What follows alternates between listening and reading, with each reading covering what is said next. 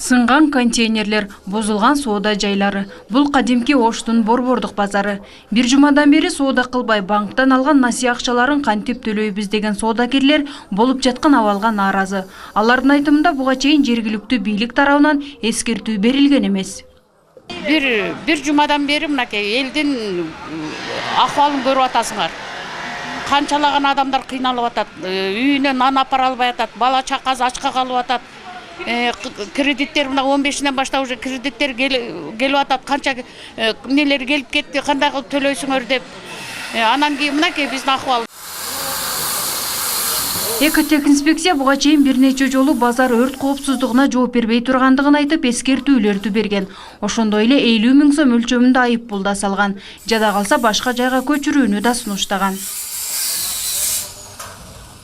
Бул боюнча ушул Ош шаарынын базарлар дирекциясынын жетекчисине биз эскертмелерди бергенбиз, актарды текшерип, жылдыруу боюнча сунуштарды бергенбиз. Бирок ошолорду аткарбагандыгы үчүн ошол Ош шаарынын базарлар дирекциясынын жетекчисине Кыргыз Республикасынын өкмөтүнүн административдик жоопкерчилик жөнүндө кодексинин 396 өрт коопсуздук эрежелерин бузгандыгы аткарбаган үчүн беренеси менен 500 эсептик көрсөткүч боюнча жолбошон 50 000 сом айып салынды. Бул боюнча. Жана дагы быйыл мына салынып, дагы мөөнөт берилип жатат ушуларды жылдыруу боюнча. Эскерте кетсек, 29 май күнү таңкы саат 7 чамасында базарда өрт чыгып, 4 контейнер товарлары менен күйүп кеткен. Качан гана өрт чыккан соң өрт коопсуздук иштери жүрүп жатканы базардагы соодагерлерди нааразы кылууда. Базар конун көрө элекмин, мен тааныбайм.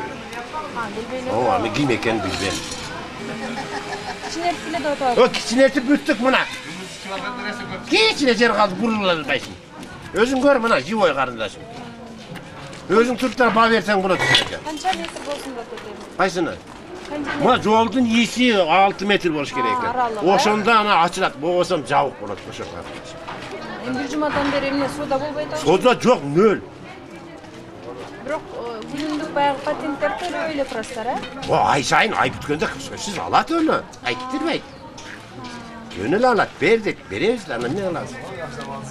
Биз баягы ортоңку орундуктарга буга чейин эскертип келгенбиз. Баягында кагаз түрүндө деле, мындай ОЗЕК түрүндө деле эскертип келатканбыз. Жакында комиссия түшөт, мына орундуктар кетет депчи. Эми эл экен да. Элдин действительно бул жерде кыйынчылык баягы турмушта жашаган элдер отурат да, баары эле түшүнөбүз анычы. Ушу менен тилдик болуп атат. Кээ бирөөсүнүн кредити бар, кээ бирөөсү акча маселеси кыйын болот, баарын түшүнүп атабыз. Бирок андай деген болсок, анда бул ишти жүргүзө албайбыз да. Ошон үчүн талапты коюп эле биз ушул ишти аягына чейин чыгарып бүтүрүп алайлы деген максатта кылып атабыз да. Жергиликтүү бийлик тарабынан 2017 жылы декабрь айында өрт коопсуздугу боюнча рейд жүргүзүлгөн. Анда соодагерлерге өрт коопсуздугу боюнча эреже тартип айтылып, өрт өчүрүү автоунаасы кире тургандай жол ачылаары да кабарланган. Анда контейнерлердин аралыгы 6 метр алыстыкта боло тургандыгы да эскертилген болчу. Азыркы талапка баш ийбеген 26 контейнер, 16 кошумча соода күркөлөрү башка жакка жылдырылды. Борбордук көчөсүнүн комиссиянын чечими боюнча биринчи чечими бул борбордук базардын аянты Ош шаарынын 2017-2020 жылы өнүгүү программасы боюнча шаардын четине чыгыш керек. Ошону бул биз убактылуу уруксат деп чечим кылдык.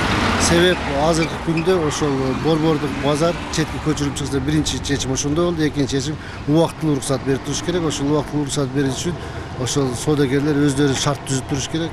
Түшүндүрүү иши жүргүзүлдү. Себеп булардын үстү навес тошкон өздөрүнүн кызыкчылыгы бар, товарлары күнгө күйөт же болбосо килейлерден ажырап кетет, өзү шарт түзгөн. Бирок ошо өрт коопсуздугун сакташ керек. Борбордук базарда жалпы 900гө жакын соода түйүн бар. Анын 700дөн ашууну контейнерлер, ал эми калган 117си темир күркө. Бүгүн оңдоп түзөө иштери бүтсө, эртеңден баштап базар толук түрдө иштей баштайт. Фероза Ашымбаева, Айбек Үсөнұлы, жаңылыктар.